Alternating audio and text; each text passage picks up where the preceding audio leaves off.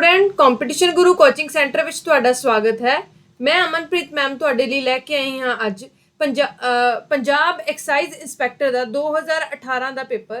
ठीक है जी, जिद्दां तुहानूं पता है कि पिछली वीडियो दे विच आपां सॉल्व कीता है 2018 का पार्ट 1। ठीक है, जिहदे विच आपां 45 क्वेश्चन सॉल्व कीते हैं जीके दे। ठीक है जी, हुण आपां नैक्सट सॉल्व करांगे बच्चे रीजनिंग दे क्वेश्चनस। ठीक है जी, उस तो बाद नैक्सट आप सॉल्व करांगे रीजनिंग तो बाद कंप्यूटर के क्वेश्चन। ठीक है जी, कंप्यूटर तो बाद नैक्सट इंग्लिश पंजाबी लैंग्वेज के क्वेश्चन।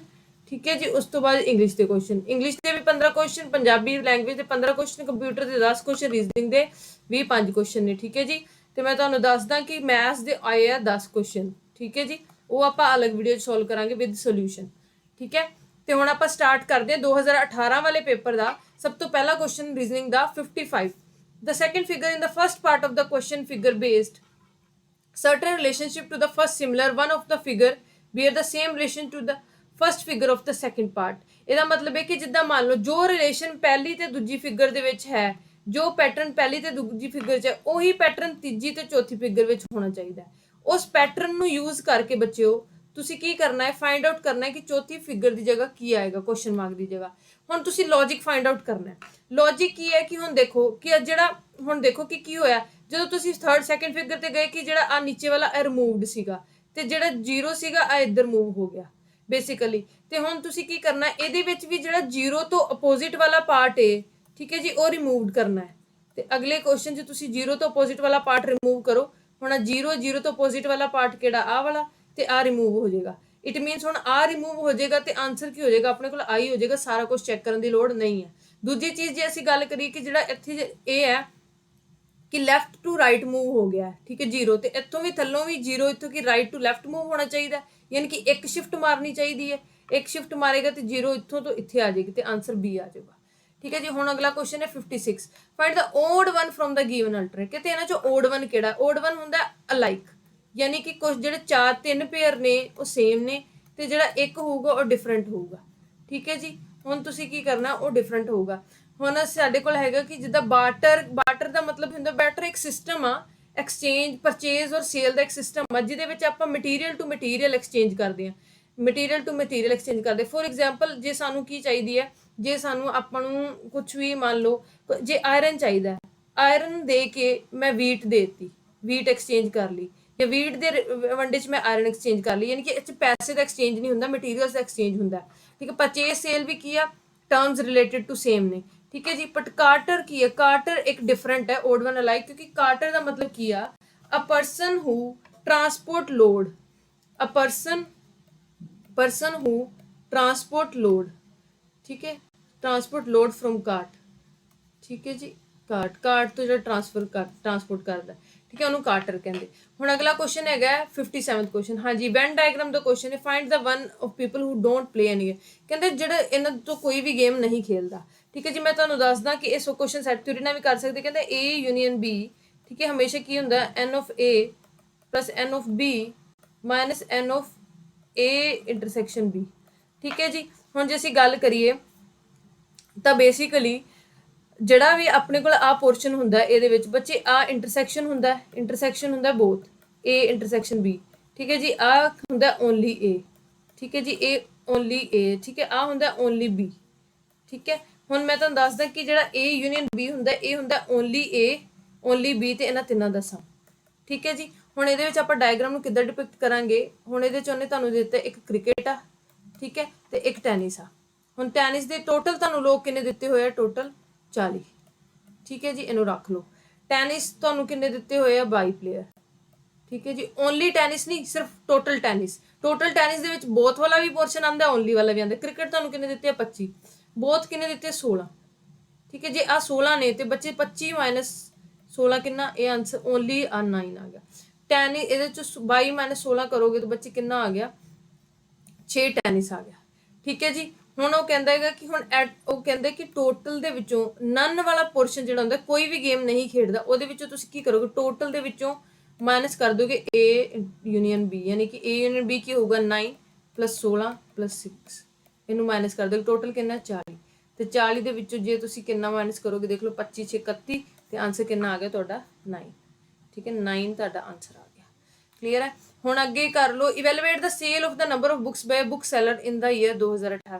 ਕਹਿੰਦਾ 2018 ਚ ਕਿੰਨੀ ਸੇਲ ਹੋਏਗੀ। ਬੱਚੇ ਹੁਣ ਸੀਕੁਐਂਸ ਇਹ 'ਚ ਹੁਣ ਤੁਹਾਨੂੰ ਕੋਈ ਡਾਟਾ ਨਹੀਂ ਦਿੱਤਾ, ਪਰ ਤੁਹਾਨੂੰ ਸੀਕੁਐਂਸ ਦੇ ਰੱਖੀ, ਤੁਸੀਂ ਉਸ ਸੀਕੁਐਂਸ ਤੋਂ ਡਿਡਕਟ ਕਰਨਾ ਹੈ। ਕਹਿੰਦੇ ਜਦੋਂ ਤੁਸੀਂ 150 ਤੋਂ 115 ਕੇ ਘੱਟ ਰਿਹਾ ਰੇਟ ਹਰ ਵਾਰੀ, ਹਰ ਵਾਰੀ ਕਿੰਨਾ ਘੱਟ ਰਿਹਾ, 25 ਘੱਟ, 35 ਘੱਟ ਰਿਹਾ, ਇਹ ਕਿੰਨਾ ਘੱਟ ਰਿਹਾ, 70 ਘੱਟ ਰਿਹਾ, ਇਹ ਕਿੰਨਾ ਘੱਟ ਰਿਹਾ, 105 ਘੱਟ ਰਿਹਾ। ਹੁਣ ਅੱਗੇ ਤੁਹਾਨੂੰ ਨਹੀਂ ਪਤਾ ਕਿੰਨਾ ਘਟੇਗਾ, ਪਰ ਗੈਪ ਦੇਖੋ 35 ਤੇ 70 ਦੇ ਵਿੱਚ ਫਿਰ 35 ਦਾ ਗੈਪ ਹੈ, 70 ਤੇ 105 ਦੇ ਵਿੱਚ 35 ਦਾ ਗੈਪ ਹੈ, ਯਾਨੀ ਕਿ ਕੀ ਨੰਬਰ ਸੀਰੀਜ਼ ਬਣ ਗਈ ਹੈ। 105 ਤੇ ਇਹਦੇ ਅਗਲੇ ਵਿੱਚ ਵੀ ਕਿੰਨਾ 35 ਦਾ ਗੈਪ ਹੋਏਗਾ, ਤੇ ਆਹ 35 ਇਹਦੇ 'ਚ ਐਡ ਹੋ ਕੇ ਕਿੰਨਾ ਹੋ ਜਾਏਗਾ 140 ਹੋ ਜਾਏਗਾ।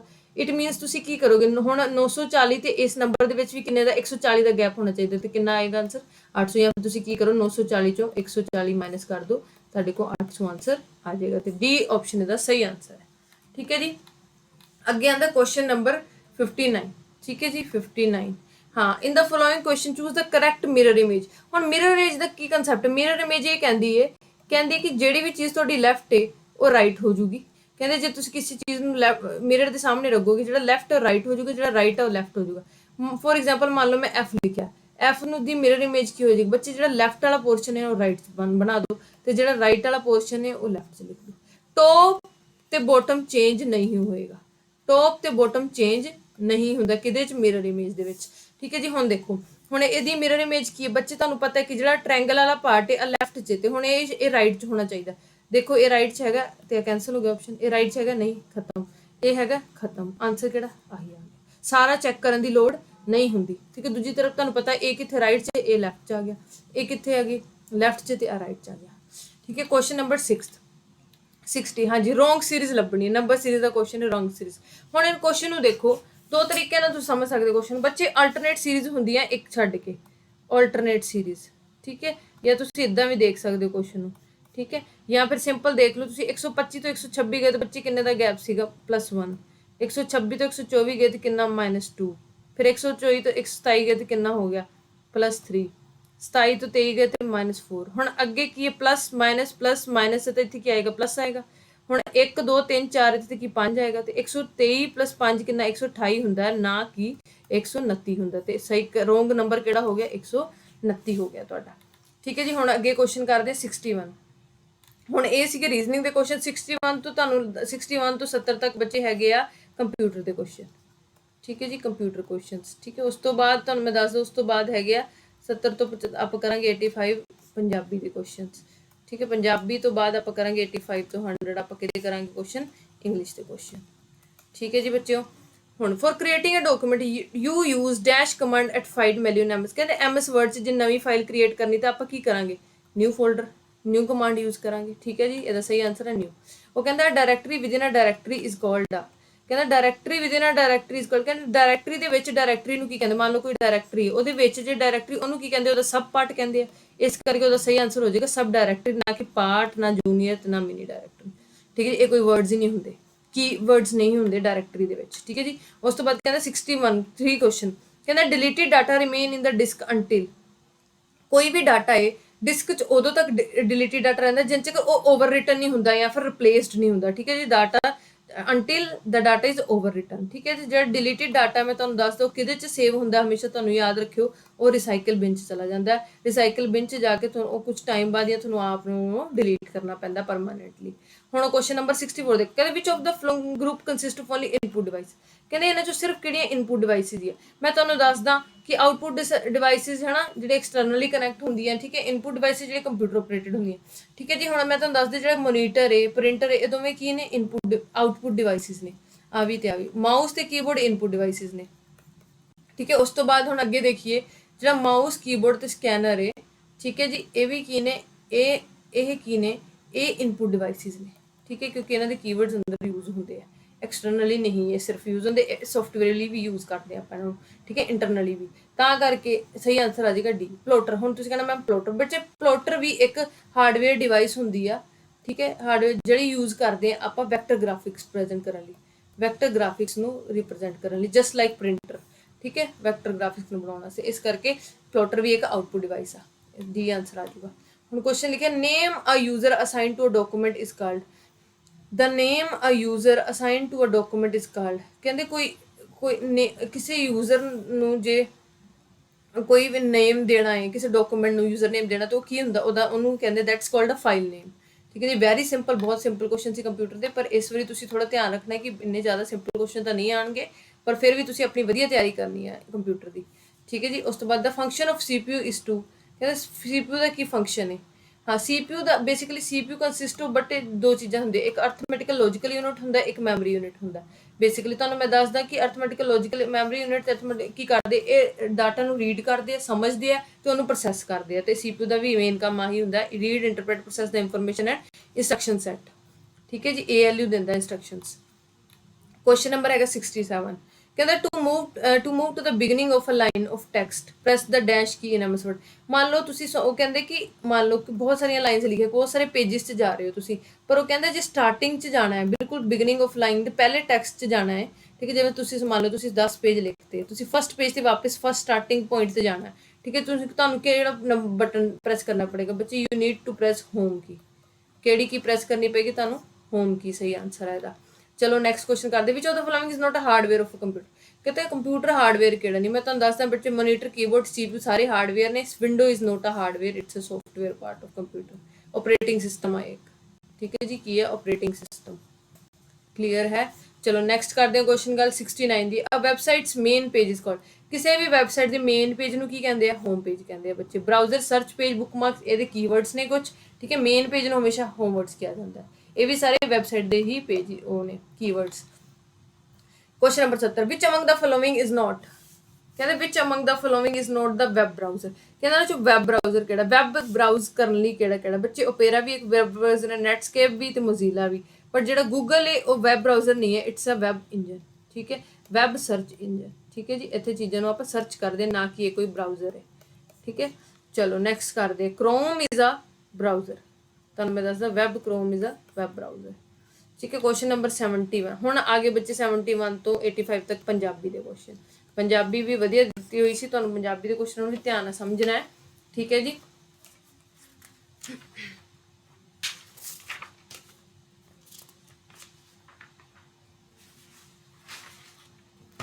ਹਾਂਜੀ ਪਹਿਲਾ ਕੁਐਸਚਨ ਹੈਗਾ, ਕਹਿੰਦਾ ਮਾਲੀ ਪੌਦਿਆਂ ਦੀ ਪਨੀਰੀ ਤੇ ਪਾਣੀ ਛਿੜਕ ਰਿਹਾ ਹੈ, ਵਾਕ ਵਿੱਚ ਕਿਹੜਾ ਨਾਮ ਨਹੀਂ ਹੈ। ਕਹਿੰਦਾ ਇਹਨਾਂ ਚੋਂ ਕਿਹੜਾ ਨਾਉਨ ਨਹੀਂ ਹੈ, ਜਾਂ ਨਾਮ ਕਿਹੜਾ ਨਹੀਂ ਹੈ। ਮਾਲੀ ਪੌਦਿਆਂ ਦੀ ਪਨੀਰੀ ਤੇ ਪਾਣੀ ਛਿੜਕ ਰਿਹਾ, ਇੱਥੇ ਛਿੜਕਣਾ ਯਾਨੀ ਕਿ ਛਿੜਕਣਾ ਕੀ ਹੈ, ਇੱਥੇ ਵਰਬ ਹੈ। ਠੀਕ ਹੈ ਜੀ, ਠੀਕ ਹੈ, ਬੇਸਿਕਲੀ ਇਹ ਕੋਈ ਵੀ ਨਾਉਨ ਨਹੀਂ ਹੈ। ਠੀਕ ਹੈ, ਜਾਂ ਫਿਰ ਜਰਨਲ ਵੀ ਹੋ ਸਕਦਾ ਹੈ, ਐਡਜੈਕਟਿਵ ਵੀ ਹੋ ਸਕਦਾ ਹੈ। ਠੀਕ ਹੈ, ਇਸ ਕਰਕੇ ਨਾਮ ਨਹੀਂ ਹੈਗਾ। ਠੀਕ ਹੈ ਜੀ, ਕੁਐਸਚਨ ਨੰਬਰ ਹੈਗਾ 72, ਨਾਗਪੁਰ ਬਹੁਤ ਪੁਰਾਣਾ ਸ਼ਹਿਰ ਹੈ, ਵਾਕ ਵਿੱਚ ਨਾਗਪੁਰ ਅਤੇ ਸ਼ਹਿਰ ਨਾਮ ਕਿਸ ਵਰਗ ਨਾਲ ਸੰਬੰਧਿਤ ਨੇ। ਜੇ ਅਸੀਂ ਗੱਲ ਕਰੀਏ ਨਾਗਪੁਰ, ਨਾਗਪੁਰ ਇੱਕ ਪਲੇਸ ਦਾ ਨਾਮ ਹੈ ਸਪੈਸੀਫਿਕ ਦਾ। ਠੀਕ ਹੈ, ਤੇ ਪੁਰਾਣਾ ਸ਼ਹਿਰ ਤੇ ਸ਼ਹਿਰ ਵੀ ਇੱਕ ਜਰਨਲ ਨਾਮ ਹੈ। ਠੀਕ ਹੈ, ਹੁਣ ਮੈਂ ਕਹਿਦਾ ਕਿ ਇਹ ਕੀ ਨੇ, ਇਹ ਨਾਉਨ ਨੇ, ਕਿਉਂਕਿ name of a person, place, thing ਤੁਹਾਨੂੰ ਪਤਾ ਨਾਮ ਹੁੰਦੇ, ਕਿਸੇ ਜਗ੍ਹਾ, ਵਿਅਕਤੀ ਤੇ ਵਿਸ਼ੇਸ਼ ਵਸਤੂ ਦਾ ਨਾਮ ਹੁੰਦੇ ਆ। ਠੀਕ ਹੈ ਜੀ, ਹੁਣ ਮੈਂ ਤੁਹਾਨੂੰ ਦੱਸਦਾ ਜਿਹੜਾ ਨਾਗਪੁਰ ਉਹ ਖਾਸ ਨਾਮ ਹੋ ਜਾਊਗਾ। ਠੀਕ ਹੈ, ਤੇ ਜਿਹੜਾ ਆਮ ਜਰਨਲ ਨਾਮ ਹੋ ਜਾਊਗਾ ਉਹ ਕਿਹੜਾ ਹੋ ਜਾਏਗਾ, ਸ਼ਹਿਰ ਹੋ ਜਾਊਗਾ। ਸਹੀ ਆਨਸਰ ਆ ਗਿਆ ਇਹਦਾ ਸੀ। ਟਿੱਲਾ, ਟਿੱਲਾ ਹੇਠਾਂ ਲਿਖਿਆ ਵਿੱਚ ਕਿਸ ਸ਼੍ਰੇਣੀ ਨਾਲ ਸੰਬੰਧਿਤ ਹੈ। ਟਿੱਲਾ ਦਾ ਕੀ ਮਤਲਬ ਹੁੰਦਾ ਬੱਚੇ, ਜਿਹੜੇ ਟਿੱਬੇ ਹੁੰਦੇ ਉਹਨਾਂ ਨੂੰ ਟਿੱਲਾ ਕਿਹਾ ਜਾਂਦਾ ਹੈ। ਠੀਕ ਹੈ, ਜੇ ਟਿੱਲਾ ਹੋਏ, ਇੱਕ ਹੁੰਦਾ ਟਿੱਲਾ ਜਿਹਦਾ ਇਹਦਾ ਪੁਰਸ਼ ਇਸਤਰੀਵਾਚਕ ਵੇਖੀਏ ਤੇ ਉਹ ਹੁੰਦਾ ਟਿੱਲੀ। ਠੀਕ ਹੈ ਜੀ, ਤੇ ਮੈਂ ਤੁਹਾਨੂੰ ਦੱਸ ਦਿਆਂ ਕਿ ਟਿੱਲਾ ਜਿਹੜਾ ਵਰਡ ਹੈ ਉਹ ਇੱਕ ਤਾਂ ਇੱਕ ਵਚਨ ਆ, ਯਾਨੀ ਕਿ ਸਿੰਗਲ ਆ, ਦੂਜਾ ਕੀ ਹੈ ਪੁਲਿੰਗ ਆ। ਠੀਕ ਹੈ, ਇਹ ਕੰਬੀਨੇਸ਼ਨ ਹੈ ਇੱਕ ਵਾਚਕ ਤੇ ਪੁਲਿੰਗ ਦਾ। ਠੀਕ ਹੈ ਜੀ, ਅੱਗੇ ਕੁਐਸਚਨ ਨੰਬਰ ਲਿਖਿਆ 74, ਹੇਠਾਂ ਲਿਖਿਆ ਵਿੱਚੋਂ ਨਿਕਟ ਵਰਤੀ ਨਿਸ਼ਚੈ ਵਾਚਕ ਪੜਨਾਮ ਕਿਹੜਾ ਹੈ।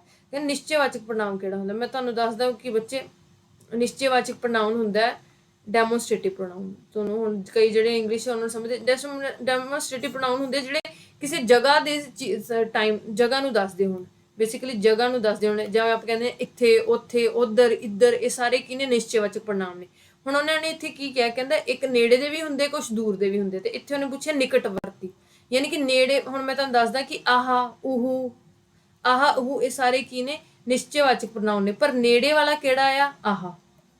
ਨਿਕਟ ਆਹ ਵਾਲਾ ਹੈ। ਠੀਕ ਹੈ, ਤੇ ਉਹ ਕਿਹੜਾ ਹੈ, ਦੂਰ ਵਾਲਾ, ਤੇ ਉਹਨੇ ਤੁਹਾਨੂੰ ਕਿਹੜਾ ਪੁੱਛਿਆ, ਨਿਕਟਤਾ, ਕਰਕੇ ਆਨਸਰ ਕੀ ਹੋ ਜਾਏਗਾ, ਆਹ। ਠੀਕ ਹੈ ਜੀ, ਕੁਐਸਚਨ ਨੰਬਰ 75, ਕਹਿੰਦੇ ਤੁਸੀਂ ਆਪ ਇਹ ਸਾਰਾ ਕੰਮ ਸਿਰੇ ਚੜਾਇਆ, ਵਾਕ ਵਿੱਚ ਤੁਸੀਂ ਸ਼ਬਦ ਕਿਸ ਨਾਲ ਸੰਬੰਧਿਤ। ਇੱਥੇ ਤੁਸੀਂ ਦਾ ਮਤਲਬ ਹੈ ਯੂ। ਬੇਸਿਕਲੀ ਤੁਹਾਨੂੰ ਮੈਂ ਦੱਸਦਾ ਕਿ ਇੱਕ ਹੁੰਦੇ ਉੱਤਮ ਪੁਰਸ਼। ਠੀਕ ਹੈ ਜੀ, ਉੱਤਮ, ਮੱਧਮ। ਠੀਕ ਹੈ ਜੀ, ਮੱਧਮ, ਉੱਤਮ ਪੁਰਸ਼ ਹੁੰਦੇ ਫਸਟ ਪਰਸਨ ਨੂੰ ਕਹਿ ਦਿੰਦੇ, ਮੱਧਮ ਪੁਰਸ਼ ਕਹਿ ਦਿੰਦੇ ਸੈਕੰਡ ਪਰਸਨ ਨੂੰ, ठीक है जी। ਤੇ ਆਮ ਕਹਿ ਦਿੰਦੇ ਆ ਥਰਡ ਪਰਸਨ। ਠੀਕ ਹੈ ਜੀ। ਹੁਣ ਜੇ ਮੈਂ ਗੱਲ ਕਰਾਂ ਤੇ ਇਹਦੇ ਵਿੱਚ ਜਿਹੜਾ ਤੁਸੀਂ ਉਹ ਕੀ ਆ, ਬੇਸਿਕਲੀ ਜਿਹੜਾ ਉਹ ਹੈ ਮੱਧਮ ਪੁਰਸ਼। ਠੀਕ ਹੈ, ਅੰਨਿਆ ਆਮ ਜਾਂ ਫਿਰ ਅੰਨਿਆ ਜਿਹਨੂੰ ਕਹਿ ਦਿੰਦੇ ਆ। ਠੀਕ ਹੈ ਜੀ, ਅੰਨਿਆ ਹੁੰਦਾ ਥਰਡ ਪਰਸਨ। ਹੁਣ ਇਹਦੇ ਵਿੱਚ ਤੁਸੀਂ ਕੀ ਆ, ਮੱਧਮ ਪੁਰਸ਼। ਤੇ ਮੱਧਮ ਪੁਰਸ਼ ਲਈ ਇਹਨਾਂ ਦਾ ਸਹੀ ਆਨਸਰ ਹੈ ਪੁਰਖਵਾਚਕ ਪੜਨਾਮ ਤੇ ਮੱਧਮ ਪੁਰਸ਼। ਇਹ ਆਨਸਰ ਇਹਦਾ ਸਹੀ ਆਨਸਰ ਹੋ ਜਾਊਗਾ। ਠੀਕ ਹੈ ਜੀ। ਉਸ ਤੋਂ ਬਾਅਦ ਕੁਐਸਚਨ ਮੈਂ ਦੱਸਦਾ ਤੁਹਾਨੂੰ। ਨੈਕਸਟ ਹੈ 76। ਕਿਹੜਾ ਜੁੱਟ ਮੱਧਮ ਪੁਰਸ਼ ਦਾ ਇੱਕ ਵਚਨੀ ਰੂਪ ਹੈ? ਹਾਂਜੀ, ਮੱਧਮ ਪੁਰਸ਼ ਯਾਨੀ ਕਿ ਸੈਕੰਡ ਪਰਸਨ ਯਾਨੀ ਕਿ ਯੂ, ਤੂੰ, ਤੇਰਾ। ਠੀਕ ਹੈ ਜੀ, ਇਹੀ ਆ ਇਹਦਾ। ਠੀਕ ਹੈ ਜੀ, ਇਹਦਾ ਕੀ ਹੈ, ਇੱਕ ਵਚਨੀ ਰੂਪ ਹੁੰਦਾ ਹੈ। ਠੀਕ ਹੈ ਜੀ, ਮੱਧਮ ਪੁਰਸ਼ ਦਾ ਯਾਨੀ ਕਿ ਸੈਕੰਡ ਪਰਸਨ ਦਾ। ਠੀਕ ਹੈ, ਹੁਣ ਕੁਐਸਚਨ ਨੰਬਰ 77 ਤੇ ਆ ਜਾਓ। ਠੀਕ ਹੈ, ਮੈਂ ਹੋਪ ਕਰਦੀ ਤੁਹਾਨੂੰ ਸਮਝ ਆ ਰਿਹਾ ਸਾਰਾ ਕੁਝ। ਬਰੀਫਲੀ ਐਕਸਪਲੇਨ ਕਰ ਰਹੀ ਹਾਂ ਮੈਂ ਤੁਹਾਨੂੰ ਚੀਜ਼ਾਂ ਨੂੰ। ਹੇਠ ਲਿਖਿਆ ਵਿੱਚੋਂ 77 ਦੇਖੋ। ਜਿਹੜੇ ਸ਼ਬਦ ਪੜਨਾਮ ਵੀ ਹੋਣ ਅਤੇ ਕਿਸੇ ਨਾਮ ਨਾਲ ਜੁੜ ਕੇ ਵਿਸ਼ੇਸ਼ਣ ਦਾ ਕੰਮ ਵੀ ਕਰਨ, ਉਹਨਾਂ ਨੂੰ ਕਿਹੜੇ ਵਿਸ਼ੇਸ਼ਣ ਕਿਹਾ ਜਾਂਦਾ? ਕਹਿੰਦੇ ਜਿਹੜੇ ਸ਼ਬਦ ਪ੍ਰੋਨਾਊਨ ਵੀ ਹੋਣ, ਠੀਕ ਹੈ, ਤੇ ਜਿਹੜੇ ਕਿਸੇ ਸ਼ਬਦ ਵਿਸ਼ੇਸ਼ਣ ਵੀ ਹੋਣ, ਐਡਜੈਕਟਿਵ ਵੀ ਹੋਣ, ਉਹਨਾਂ ਨੂੰ ਕੀ ਕਿਹਾ ਜਾਂਦਾ? ਉਹਨਾਂ ਵਿਸ਼ੇਸ਼ਣਾਂ ਨੂੰ ਕੀ ਕਿਹਾ ਜਾਂਦਾ? ਉਹਨਾਂ ਵਿਸ਼ੇਸ਼ਣਾਂ ਨੂੰ ਪੜਨਾਮੀ ਕਿਹਾ ਜਾਂਦਾ। ਕੀ ਕਿਹਾ ਜਾਂਦਾ? ਪੜਨਾਮੀ। ਪੜਨਾਮ ਵੀ ਹੋਣਗੇ ਤੇ ਵਿਸ਼ੇਸ਼ਣ ਵੀ ਹੋਣਗੇ। ਠੀਕ ਹੈ ਜੀ, ਮੈਂ ਤੁਹਾਨੂੰ ਦੱਸਦਾ ਕਿ ਉਹਨਾਂ ਸ਼ਬਦਾਂ ਨੂੰ ਕੀ ਕਿਹਾ ਜਾਂਦਾ? ਪੜਨਾਮੀ ਸ਼ਬਦ ਕਿਹਾ ਜਾਂਦਾ। ਕੁਐਸਚਨ ਨੰਬਰ ਹੈਗਾ 78। ਹੇਠਾਂ ਲਿਖਿਆ ਵਿੱਚੋਂ ਕਿਹੜਾ ਸ਼ਬਦ ਵਿਸ਼ੇਸ਼ਣ ਦੇ ਤੌਰ ਤੇ ਵਰਤਿਆ ਜਾਂਦਾ? ਵਿਸ਼ੇਸ਼ਣ ਦਾ ਮਤਲਬ ਤੁਹਾਨੂੰ ਮੈਂ ਦੱਸਦਾ ਆਬਜੈਕਟਿਵ ਹੋ ਗਿਆ। ਠੀਕ ਹੈ, ਖੱਚਰ ਬਿਲਕੁਲ ਵੀ ਨਹੀਂ। ਖੱਚਰ ਤੁਹਾਨੂੰ ਪਤਾ ਹੈ ਉਹਦਾ ਨਾਮ ਹੈ ਖਚਰਾ, ਖਚਰਾ ਵੀ ਨਹੀਂ। ਠੀਕ ਹੈ ਜੀ, ਖੱਟ ਵੀ ਨਹੀਂ। ਆਨਸਰ ਹੈਗਾ ਖਰਚਾ। ਖਰਚਾ ਹੈਗਾ ਐਕਸਪੈਂਡੀਚਰ। ਬੇਸਿਕਲੀ ਇਹ ਵਿਸ਼ੇਸ਼ਣ ਆ। ਠੀਕ ਹੈ, ਉਸ ਤੋਂ ਬਾਅਦ ਕੁਐਸਚਨ ਨੰਬਰ 79 ਦੇਖੋ। 79 ਦੀ ਗੱਲ ਕਰੀਏ, ਠੀਕ ਹੈ, ਤਾਂ ਉਹ ਕਹਿੰਦੇ ਆ ਕੁਐਸਚਨ ਨੰਬਰ 79 ਦੇਖੋ। ਕਹਿੰਦਾ ਕਰਮ ਸਿੰਘ ਆਪਣੀ ਦਾੜੀ ਨੂੰ ਕਲਫ ਲਗਾ ਰਿਹਾ ਸੀ। ਵਾਕ ਵਿੱਚ ਸੰਚਾਲਕ ਕ੍ਰਿਆ ਹੈ। ਹੁਣ ਕਰਮ ਸਿੰਘ ਆਪਣੀ ਦਾੜੀ ਨੂੰ, ਸੰਚਾਲਕ ਕ੍ਰਿਆ ਕੀ ਹੁੰਦੀ ਹੈ? ਬੱਚੇ ਮੈਂ ਤੁਹਾਨੂੰ ਦੱਸਦਾ ਕਿ ਦੋ ਕ੍ਰਿਆ ਹੁੰਦੀਆਂ ਨੇ। ਠੀਕ ਹੈ, ਇੱਕ ਮੇਨ ਕ੍ਰਿਆ ਹੁੰਦੀ ਹੈ, ਠੀਕ ਹੈ, ਇੱਕ ਸਹਾਇਕ ਕ੍ਰਿਆ ਹੁੰਦੀ ਹੈ। ਸੰਚਾਲਕ ਕ੍ਰਿਆ ਜਿਹਦੇ ਵਿੱਚ ਆਪਾਂ ਸਹਾਇਕ ਕ੍ਰਿਆ ਵੀ ਯੂਜ਼ ਕਰ ਲਿਆ, ਉਹਨੂੰ ਸੰਚਾਲਕ ਕ੍ਰਿਆ ਵੀ ਕਿਹਾ ਜਾਂਦਾ ਹੈ। ਠੀਕ ਹੈ, ਤੇ ਹੁਣ ਇਹਦੇ ਵਿੱਚ ਜਿਹੜੀ ਸਹਾਇਕ ਕ੍ਰਿਆ ਆਪਾਂ ਯੂਜ਼ ਕਰ ਰਹੇ ਹਾਂ ਉਹ ਸਹਾਇਕ ਕ੍ਰਿਆ ਹੈਗਾ ਰਿਹਾ। ਠੀਕ ਹੈ, ਤੇ ਸਹੀ ਆਨਸਰ ਇਹਦਾ ਹੋ ਜਾਏਗਾ ਰਿਹਾ। ਠੀਕ ਹੈ ਜੀ। ਹਾਂਜੀ, ਕੁਐਸਚਨ ਨੰਬਰ ਹੈਗਾ 80। ਮਨਪ੍ਰੀਤ ਨੇ ਕਿਤਾਬ ਦਾ ਸਾਰਾ ਮੁਖਬੰਦ ਪੜਿਆ। ਕਹਿੰਦੇ ਕਿਤਾਬ ਦਾ ਸਾਰਾ ਮੁਖਬੰਦ ਪੜਿਆ ਯਾਨੀ ਕਿ ਸਾਰਾ ਕੁਝ ਪੜਿਆ। ਠੀਕ ਹੈ ਜੀ, ਤੇ ਵਾਕ ਵਿੱਚ ਕ੍ਰਿਆ ਕਿਹੜੀ? ਕ੍ਰਿਆ ਜਿਹੜਾ ਕੰਮ ਕਰਦਾ, ਐਕਸ਼ਨ। ਤੁਹਾਨੂੰ ਪਤਾ ਵਰਬ ਨੂੰ ਕਹਿੰਦੇ, ਜਿਨ੍ਹਾਂ ਨੂੰ ਇੰਗਲਿਸ਼ ਸਮਝ ਆਉਂਦਾ ਉਹਨਾਂ ਨੂੰ ਮੈਂ ਦੱਸਦਾ। ਕ੍ਰਿਆ ਮਤਲਬ ਹੁੰਦਾ ਵਰਬ ਜਾਂ ਐਕਸ਼ਨ ਜਿਹੜਾ ਕਰਦਾ। ਇੱਥੇ ਐਕਸ਼ਨ ਕੰਮ ਕੀ ਹੋ ਰਿਹਾ? ਪੜ੍ਹਨਾ ਹੋ ਰਿਹਾ ਨਾ, ਤੇ ਕੰਮ ਕੀ ਹੈ? ਪੜ੍ਹਨਾ। ਤੇ ਆਨਸਰ ਕ੍ਰਿਆ ਕਿਹੜੀ ਹੋ ਜਾਏਗੀ? ਪੜਿਆ। ਠੀਕ ਹੈ, ਕੁਐਸਚਨ ਨੰਬਰ 81 ਦੇਖੋ। ਕਹਿੰਦਾ ਰਾਮ ਤੀਰਥ ਸ਼ਾਮ 7 ਵਜੇ ਤੱਕ ਮੇਰੇ ਕੋਲ ਪਹੁੰਚ ਜਾਵੇਗਾ। ਵਾਕ ਵਿੱਚ ਸ਼ਾਮ 7 ਵਜੇ ਕੀ ਹੈ? ਹੁਣ ਸ਼ਾਮ 7 ਵਜੇ ਕੀ ਟਾਈਮ ਦੱਸਦਾ ਪਿਆ? ਬੇਸਿਕਲੀ ਜੇ ਮੈਂ ਦੱਸਾਂ ਤੇ ਕਾਲਵਾਚਕ, ਕਿਉਂਕਿ ਕਾਲ ਨੂੰ ਦੱਸਦਾ ਪਿਆ ਕਿ ਹੁਣ ਦੀ ਗੱਲ ਕਰਦਾ ਪਿਆ, ਅੱਗੇ ਦੀ ਗੱਲ ਕਰਦਾ ਕਿ ਪਿੱਛੇ ਦੀ ਗੱਲ ਕਰਦਾ ਪਿਆ। ਹੁਣ ਫਿਊਚਰ ਦੀ ਗੱਲ ਕਰਦਾ ਪਿਆ ਯਾਨੀ ਕਿ ਕਾਲਵਾਚਕ ਕ੍ਰਿਆ ਵਿਸ਼ੇਸ਼ਣ ਹੈ। ਇੱਥੇ ਕੀ ਆ? 7 ਵਜੇ ਸ਼ਾਮ ਕਾਲਵਾਚਕ ਕ੍ਰਿਆ ਵਿਸ਼ੇਸ਼ਣ। ਹੁਣ ਕੁਐਸਚਨ ਨੰਬਰ ਹੈ 82। ਭਾਵੇਂ ਉਹ ਬਿਮਾਰ ਸੀ ਫਿਰ ਵੀ ਕੰਮ ਕਰਦਾ ਰਿਹਾ ਤਾਂ ਜੋ ਘਰ ਦਾ ਰੋਟੀ ਟੁੱਕਰ ਚੱਲਦਾ ਰਹੇ। ਵਾਕ ਵਿੱਚ ਯੋਜਕ ਕੀ? ਯੋਜਕ ਕਿਹੜੇ ਹੁੰਦੇ ਆ? ਕੰਜੰਕਸ਼ਨਸ। ਕੰਜੰਕਸ਼ਨਸ ਬੇਸਿਕਲੀ ਯੋਜਕ ਕਿਹਨਾਂ ਨੂੰ ਕਿਹਾ ਜਾਂਦਾ? ਯੋਜਕ ਉਹਨਾਂ ਨੂੰ ਕਿਹਾ ਜਾਂਦੇ ਜਿਹੜੇ ਜੋੜਦੇ ਨੇ, ਜਿਹੜੇ ਦੋ ਵਾਕਿਆਂ ਨੂੰ ਜੋੜ ਦੇਣ, ਉਹਨਾਂ ਨੂੰ ਯੋਜਕ ਕਿਹਾ ਜਾਂਦਾ ਹੈ। ਠੀਕ ਹੈ, ਬੇਸਿਕਲੀ ਕਿਸੇ ਨਾ ਕਿਸੇ ਲਿੰਕ ਕਰ ਦਿੰਦੇ ਆ। ਠੀਕ ਹੈ, ਹੁਣ ਬੇਸਿਕਲੀ ਮੈਂ ਦੱਸਦਾ। ਇੱਥੇ ਹੁਣ 3 ਯੋਜਕ ਲੱਗੇ ਹੋਏ ਆ, ਭਾਵੇਂ, ਫਿਰ ਵੀ, ਭਾਵੇਂ, ਤੇ ਅਗਲਾ ਹੈਗਾ ਤਾਂ ਜੋ। ਠੀਕ ਹੈ ਜੀ, 3 ਲਿਖੇ ਹੋਏ ਆ। ਕੁਐਸਚਨ ਨੰਬਰ 83 ਲਿਖੋ। ਕਹਿੰਦਾ ਹੇਠ ਲਿਖੇ ਸ਼ਬਦਾਂ ਮੋਹਰਾਂ ਵਿੱਚੋਂ ਕਿਹੜਾ ਸ਼ਬਦ ਜੋੜਾਂ ਪੱਖੋਂ ਸਹੀ ਹੈ? ਕਿ ਸ਼ਬਦ ਜੋੜ ਹੁੰਦੇ ਸ਼ਬਦਾਂ ਨੂੰ ਜੋੜ ਕੇ ਜਦੋਂ ਆਪਾਂ ਸ਼ਬਦ ਬਣਾਉਣੇ ਆ ਉਹਨਾਂ ਨੂੰ ਸ਼ਬਦ ਜੋੜ ਦੇ ਸਮੂਹ ਕਿਹਾ ਜਾਂਦਾ। ਇਹ ਸ਼ਬਦ ਜੋੜ ਕਿਹਾ ਜਾਂਦਾ। ਮੈਂ ਸਹੀ ਦੱਸਾਂ ਤੇ ਸ਼ਬਦ ਜੋੜ, ਹੁਣ ਜੇਲਮ ਕੋਈ ਵਰਡ ਨਹੀਂ ਹੁੰਦਾ, ਜਿਹਲਮ ਵੀ ਕੁਛ ਨਹੀਂ ਵਰਡ ਹੁੰਦਾ, ਜਿਹਲਮ ਵੀ ਕੁਛ ਨਹੀਂ ਹੁੰਦਾ। ਐਕਚੁਅਲ ਵਰਡ ਹੁੰਦਾ ਜਿਹਲਮ, ਸਿਹਰਾ ਤੇ ਦੁਸ਼ਮਣ। ਠੀਕ ਹੈ ਜੀ, ਇਹ ਸਹੀ ਸ਼ਬਦ ਜੋੜ ਨੇ ਇਹਨਾਂ ਦੇ, ਜਿਹਲਮ, ਸਿਹਰਾ ਤੇ ਦੁਸ਼ਮਣ। ਕੁਐਸਚਨ ਨੰਬਰ ਆ ਜਾ 84। ਹੇਠ ਲਿਖਿਆ ਵਿੱਚੋਂ ਮਿਸ਼ਰਿਤ ਵਾਕ ਦੱਸੋ। Mix sentence, mixed. ਠੀਕ ਹੈ, ਉਹ ਕਿਹੜੇ ਹੁੰਦੇ ਆ ਜਿਹਦੇ ਵਿੱਚ ਆਪਾਂ ਨੂੰ ਕੋਈ ਦੋ ਅਲੱਗ-ਅਲੱਗ ਵਾਕ ਵੀ ਹੋਣ। ਜਿੱਦਾਂ ਮੰਨ ਲਓ ਜੇ ਭੁੱਖ ਲੱਗ ਜਾਂਦੀ ਤਾਂ ਉਸਨੇ ਰੋਟੀ ਖਾ ਲੈਣੀ ਸੀ। ਠੀਕ ਹੈ, ਹੁਣ ਭੁੱਖ ਲੱਗਿਆ ਹੀ ਉਸਨੇ ਰੋਟੀ ਖਾਧੀ। ਉਸਨੂੰ ਸਵੇਰ ਤੋਂ ਹੀ ਭੁੱਖ ਲੱਗੀ ਹੋਈ ਸੀ। ਦੇਖੋ ਇਹ ਮਿਕਸ ਵਾਕ ਨਹੀਂ। ਉਸਨੂੰ 버ਗਰ ਨਹੀਂ ਮਿਲਿਆ ਅਤੇ ਉਸਨੇ ਰੋਟੀ ਵੀ ਨਹੀਂ ਖਾਈ। ਠੀਕ ਹੈ ਜੀ, ਉਸਨੂੰ 버ਗਰ ਨਹੀਂ ਮਿਲਿਆ ਤੇ ਉਸਨੇ ਰੋਟੀ ਵੀ ਨਹੀਂ ਖਾਈ। ਇਹ ਵੀ ਨਹੀਂ ਹੈ ਕਿਉਂਕਿ ਇੱਕ ਦੂਜੇ ਤੇ ਡਿਪੈਂਡ ਨਹੀਂ ਹੈ। ਜਿਹੜੇ ਮਿਕਸ ਵਾਕ ਹੁੰਦੇ ਉਹ ਇੱਕ ਦੂਜੇ ਤੇ ਡਿਪੈਂਡ ਹੁੰਦੇ। ਕਹਿੰਦੇ ਜੇ ਭੁੱਖ ਲੱਗ ਜਾਂਦੀ ਤਾਂ ਹੀ ਉਸਨੇ ਰੋਟੀ ਖਾ ਲੈਣੀ ਸੀ। ਠੀਕ ਹੈ, ਸਹੀ ਆਨਸਰ ਹੈ ਜੇ ਭੁੱਖ ਲੱਗਦੀ ਤਾਂ। ਠੀਕ ਹੈ ਜੀ, ਆਨਸਰ ਆ ਗਿਆ ਸੀ। Question number 85। ਫਿੱਟ ਜਾਣਾ। ਫਿੱਟ ਜਾਣਾ ਮੁਹਾਵਰੇ ਦਾ ਅਰਥ ਹੈ ਬੱਚਿਓ, ਫਿੱਟ ਜਾਣਾ ਮਤਲਬ ਹੁੰਦਾ ਪੰਜਾਬੀ 'ਚ ਬੜਾ ਕਾਮਨ ਜਿਹਾ ਵਰਡ ਹੈ, ਲੋਕਾਂ ਨੂੰ ਬਹੁਤ ਪਤਾ ਹੁੰਦਾ ਕਿ ਫਿੱਟ ਜਾਣਾ ਕੀ ਹੁੰਦਾ। ਫਿੱਟ ਜਾਣਾ ਦਾ ਮਤਲਬ ਹੁੰਦਾ ਹੰਕਾਰ ਹੋ ਜਾਣਾ ਕਿਸੇ ਚੀਜ਼ ਦਾ, ਹੰਕਾਰਿਆ ਹੋਏ ਬੰਦੇ ਨੂੰ ਕਹਿ ਦਿੰਦੇ ਆ ਫਿੱਟ ਜਾਣਾ। ਠੀਕ ਹੈ ਜੀ, ਇਹ ਤੁਹਾਡੇ ਸੀਗੇ ਪੰਜਾਬੀ ਦੇ ਪਾਰਟ। ਹੁਣ ਆਪਾਂ ਕੀ ਕਰਦੇ ਆ, ਇੰਗਲਿਸ਼ ਦਾ ਪਾਰਟ ਸੋਲਵ ਕਰਦੇ ਆ। ਇੰਗਲਿਸ਼ ਦੇ ਪਾਰਟ ਵਿੱਚ ਤੁਹਾਨੂੰ ਕੁਐਸਚਨ ਨੰਬਰ ਮਿਲਣਗੇ 15 ਤੋਂ ਲੈ ਬੇਸਿਕਲੀ 85 ਤੋਂ ਲੈ ਕੇ 100 ਤੱਕ। ਠੀਕ ਹੈ ਜੀ, ਇਸ ਤੋਂ ਬਾਅਦ ਤੁਹਾਡਾ ਮੈਥਸ ਦਾ ਪਾਰਟ ਰਹਿ ਜਾਊਗਾ। ਮੈਥਸ ਦਾ ਪਾਰਟ ਆਪਾਂ ਅਲੱਗ ਤੋਂ ਅਪਲੋਡ ਇੱਕ ਕੀਤਾ ਹੋਇਆ, ਇੱਕ ਆਲਰੇਡੀ ਕਰਾਂਗੇ। ਠੀਕ ਹੈ, ਪਾਰਟ 3 ਅਸੀਂ ਕੱਲ ਫਿਰ ਆਪਾਂ ਨੈਕਸਟ ਵੀਡੀਓ 'ਚ ਬਣਾਵਾਂਗੇ। 3 ਪਾਰਟਸ ਵਿੱਚ ਵੀਡੀਓ ਤੁਹਾਨੂੰ ਦਿੱਤੀ ਜਾਊਗੀ ਤਾਂ ਕਿ ਤੁਸੀਂ ਈਜ਼ੀਲੀ ਗ੍ਰੈਬ ਕਰ ਸਕੋ ਕੁਐਸਚਨਸ ਨੂੰ। ਕੁਐਸਚਨ ਨੰਬਰ 86 ਦੇਖੋ। ਹਾਂਜੀ 86 ਕਹਿੰਦਾ read each sentence to find out the error. ਕਹਿੰਦਾ ਐਰਰ ਲੱਭਣ ਲਈ ਹਰ ਸੈਂਟੈਂਸ ਨੂੰ ਪੜੋ। ਕਹਿੰਦਾ ਐਰਰ ਕਿਸੇ ਇੱਕ ਪਾਰਟ ਆਫ ਸੈਂਟੈਂਸ ਦੇ ਵਿੱਚ ਐਰਰ ਆ, ਉਸ ਐਰਰ ਨੂੰ ਲੱਭੋ ਤੇ ਉਸ ਐਰਰ ਨੂੰ ਜਿਹੜੇ ਪਾਰਟ ਆ ਉਹਨੂੰ ਟਿਕ ਕਰੋ। ਹੁਣ ਤੁਸੀਂ ਦੇਖੋ ਕੁਐਸਚਨ ਨੰਬਰ 86 ਕਹਿੰਦੇ Vishnu was trying to pass through the gap on the fence when he tore his shirt. ਹੁਣ ਟੋਰ ਹਿਸ ਸ਼ਰਟ ਬਿਲਕੁਲ ਸਹੀ ਆ, Vishnu was trying to pass ਬਿਲਕੁਲ ਸਹੀ ਹੈ। ਥਰੂ ਦਾ ਗੈਪ, ਹੁਣ ਜਿਹੜਾ ਗਲਤ ਐਰਰ ਆ ਉਹ ਆ ਗਿਆ ਗੈਪ ਔਨ, ਕਦੀ ਵੀ ਨਹੀਂ ਹੁੰਦਾ ਬੱਚੋ, ਗੈਪ ਔਨ ਕਦੀ ਨਹੀਂ ਹੁੰਦਾ, ਕੀ ਹੁੰਦਾ ਗੈਪ ਇਨ। ਠੀਕ, ਗੈਪ ਇਨ ਦਾ ਫੈਂਸ। ਠੀਕ ਹੈ ਜੀ, ਤੇ ਬੀ ਸਹੀ ਆਨਸਰ ਆ ਜਾਊਗਾ ਇਹਦਾ ਬੀ। ਹੁਣ ਅੱਗੇ question number 87 foolishly Meena threw some water on the electric heater when it catches fire and she got a shock. ਮੈਂ ਤੁਹਾਨੂੰ ਦੱਸਦਾ। ਠੀਕ ਹੈ ਜੀ, ਇੱਥੇ ਹੁਣ ਜਿਹੜਾ ਪੂਰਾ ਸੈਂਟੈਂਸ ਚੱਲ ਰਿਹਾ ਪਿਆ ਇਹ ਪਾਸਟ ਵਿੱਚ ਚੱਲ ਰਿਹਾ, ਪਰ ਇੱਥੇ ਜਿਹੜੀ ਇਹਨਾਂ ਨੇ ਵਰਬ ਯੂਜ਼ ਕੀਤੀ ਹੈ ਉਹ ਕੀ ਯੂਜ਼ ਕੀਤੀ ਹੈ, ਪ੍ਰੈਜ਼ੈਂਟ ਦੀ। ਠੀਕ ਹੈ, ਤੇ ਹੁਣ ਇਹ ਵਰਬ ਵੀ ਪ੍ਰੈਜ਼ੈਂਟ ਦੀ ਨਹੀਂ ਹੋਣੀ ਚਾਹੀਦੀ ਕਿਉਂਕਿ ਤੁਹਾਨੂੰ ਪਤਾ ਜਾਂ ਤਾਂ ਸਾਰਾ ਸੈਂਟੈਂਸ ਪਾਸਟ ਵਿੱਚ ਹੋਣਾ ਚਾਹੀਦਾ ਜਾਂ ਸਾਰਾ ਸੈਂਟੈਂਸ ਪ੍ਰੈਜ਼ੈਂਟ 'ਚ ਜਾਂ ਸਾਰਾ ਫਿਊਚਰ ਦੇ ਵਿੱਚ। ਠੀਕ ਹੈ ਜੀ, ਐਕਸੈਪਸ਼ਨਸ ਆਰ ਦੇਅਰ। ਠੀਕ ਹੈ, ਹੁਣ ਇਹਦੇ 'ਚ ਤੁਹਾਨੂੰ ਪਤਾ ਐਂਡ ਕੰਜੰਕਸ਼ਨ ਯੂਜ਼ ਹੋਈ ਤੇ ਐਂਡ ਜੇ ਇੱਥੇ ਵਰਬ ਦੀ ਸੈਕੰਡ ਫਾਰਮ ਲੱਗੀ ਹੈ ਤੇ ਇੱਥੇ ਵੀ ਵਰਬ ਦੀ ਸੈਕੰਡ ਫਾਰਮ ਹੀ ਲੱਗੂਗੀ। ਠੀਕ ਹੈ ਜੀ, ਤੇ ਕੋਟ ਆ ਜਾਏਗਾ ਇੱਥੇ ਆਨਸਰ 'ਚ। ਠੀਕ ਹੈ, ਤੇ ਐਰਰ ਕਿਹੜੇ ਪਾਰਟ ਸੀ, ਸੀ ਪਾਰਟ 'ਚ ਐਰਰ ਆ। ਹੁਣ ਕੁਐਸਚਨ ਨੰਬਰ 88 ਤੋਂ 89 ਦੇਖੋ। ਕਹਿੰਦੇ which of the following phrases A B C D given below replace the underlined phrase to make sentence grammatically। ਫਿਰ ਅਗੇਨ ਕਿਸੇ ਨਾ ਕਿਸੇ ਸੈਂਟੈਂਸ ਦੇ ਪਾਰਟ ਦੇ ਵਿੱਚ ਐਰਰ ਹੈ। ਠੀਕ ਹੈ, ਉਹਨੂੰ ਤੁਸੀਂ ਐਰਰ ਫਾਈਂਡ ਆਊਟ ਕਰਨਾ ਹੈ ਤੇ ਉਹਨੂੰ ਰਿਪਲੇਸ ਕਰਨਾ ਹੈ ਕਰੈਕਟ ਪਾਰਟ ਨਾਲ। ਹੁਣ ਕਹਿੰਦਾ ਦ ਡਰਾਈਵ, ਕੁਐਸਚਨ ਨੰਬਰ 88 ਦੇਖੋ। The driver didn't exceed at the demand of the people as he was aware of the risk involved in it। ਕਹਿੰਦਾ the driver didn't exceed। ਹੁਣ ਮੈਂ ਤੁਹਾਨੂੰ ਦੱਸਦਾ exceed ਦਾ ਮਤਲਬ ਹੁੰਦਾ ਹੈ। ਠੀਕ ਹੈ ਜੀ, exceed ਦਾ ਮਤਲਬ ਮੈਂ ਤੁਹਾਨੂੰ ਸਮਝਾਨੀ ਆ ਕਿ ਤੁਹਾਨੂੰ ਪਹਿਲਾਂ exceed ਦਾ ਮਤਲਬ ਹੁਣ ਪਤਾ ਹੋਣਾ ਚਾਹੀਦਾ, ਉਸ ਤੋਂ ਬਾਅਦ ਹੀ ਤੁਸੀਂ ਇਹਨੂੰ ਕੁਐਸਚਨ ਨੂੰ ਚੰਗੀ ਤਰ੍ਹਾਂ ਸਮਝ ਸਕੋਗੇ। exceed ਦਾ ਮਤਲਬ ਹੁੰਦਾ ਐਗਰੀ ਕਰਨਾ ਕਿਸੇ ਚੀਜ਼ ਲਈ।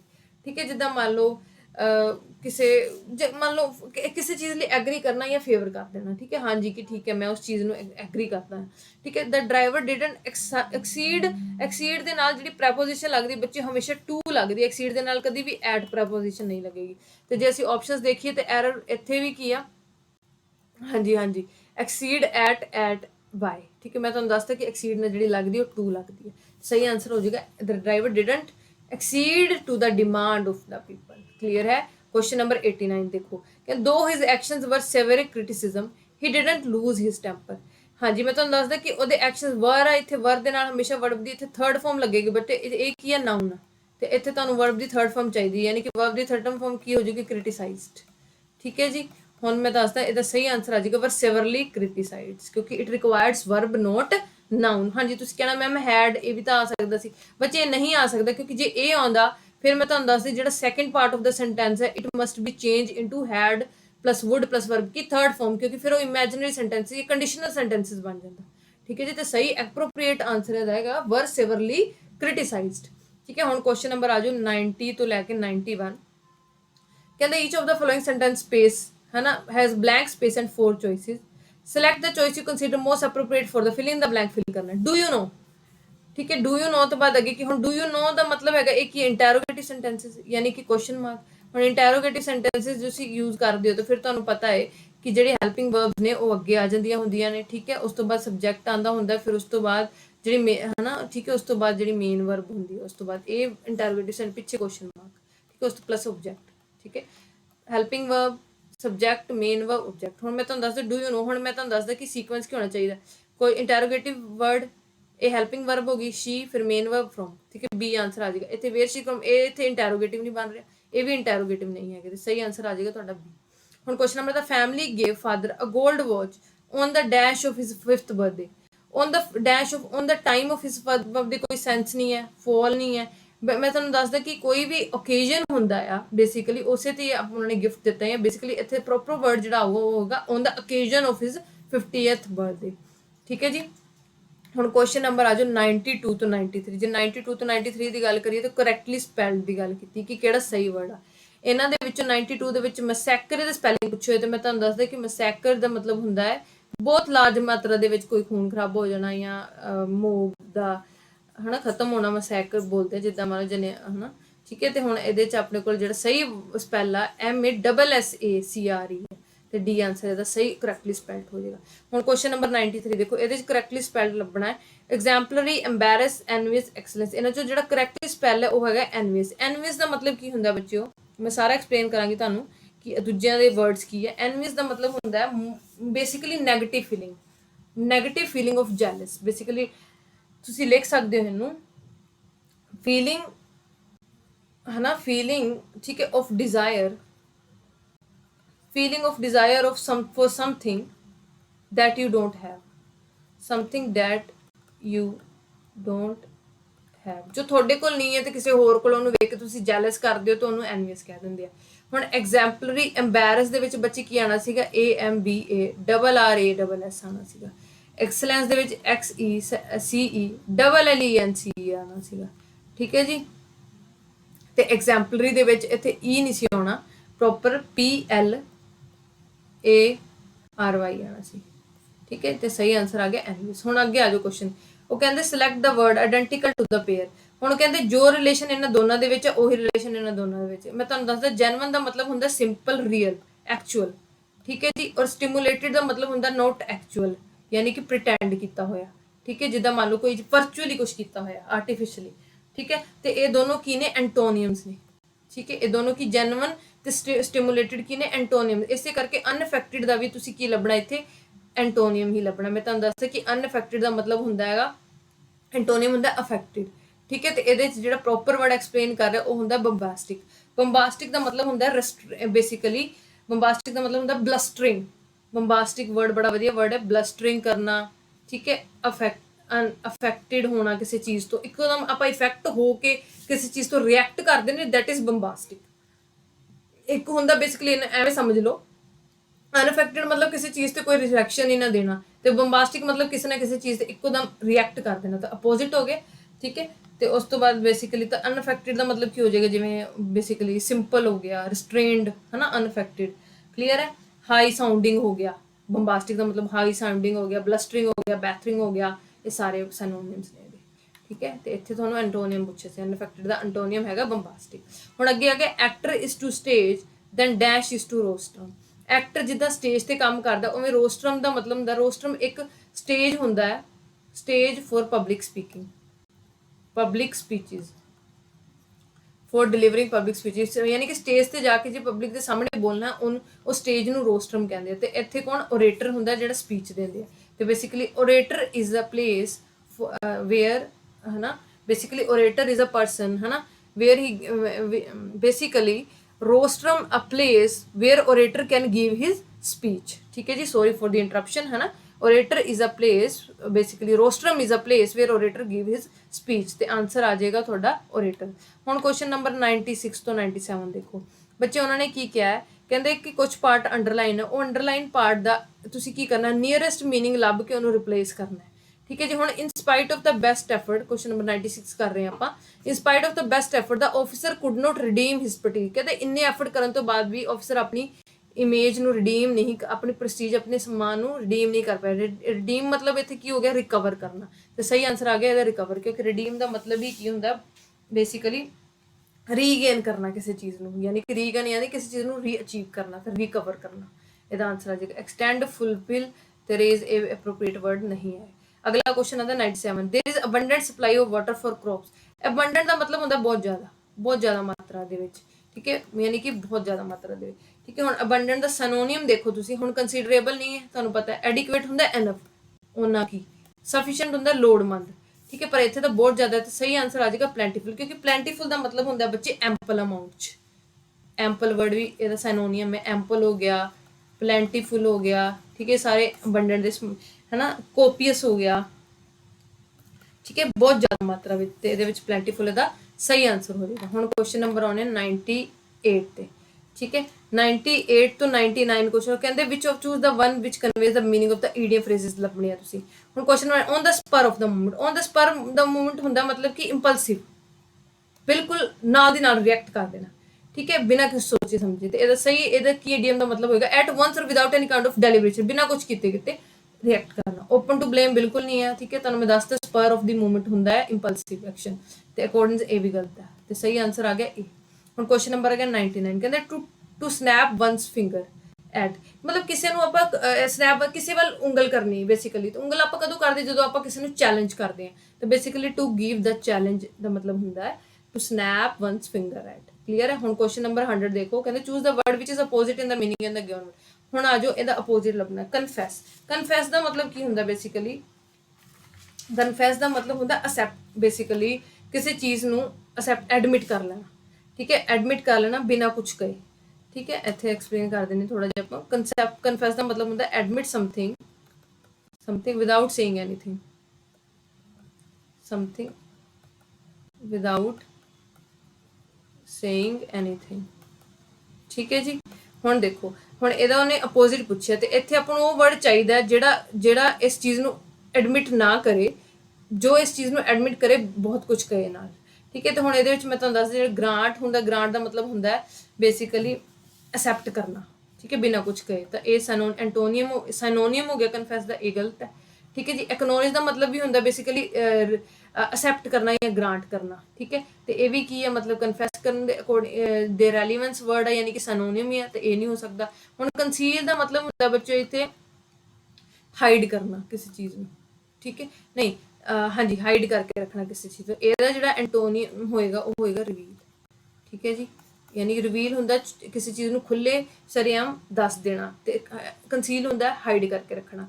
ਹੁਣ ਇਹਦਾ ਪ੍ਰੋਪਰ ਅਪੋਜ਼ਿਟ ਵਰਡ ਹੋਏਗਾ ਬੱਚੇ ਕੰਸੀਡ, ਕਿਉਂਕਿ ਕੰਸੀਡ ਦਾ ਮਤਲਬ ਹੁੰਦਾ ਹੈ ਆਪਣੀ ਗਲਤੀ ਨੂੰ ਮੰਨਣਾ, ਠੀਕ ਹੈ, ਪਰ ਬਹੁਤ ਵਾਰ ਡਿਨਾਈ ਕਰਨ ਤੋਂ ਬਾਅਦ, ਠੀਕ ਹੈ। ਐਡਮਿਟ ਜਾਂ ਐਗਰੀ ਕਰਨਾ, ਐਡਮਿਟ ਐਗਰੀ ਕਰਨਾ ਆਪਣੀ ਕਿਸੇ ਚੀਜ਼ ਨੂੰ, something agree, admit agree at something after denying, ठीक है। पहला मना कर देना फिर मान जाना।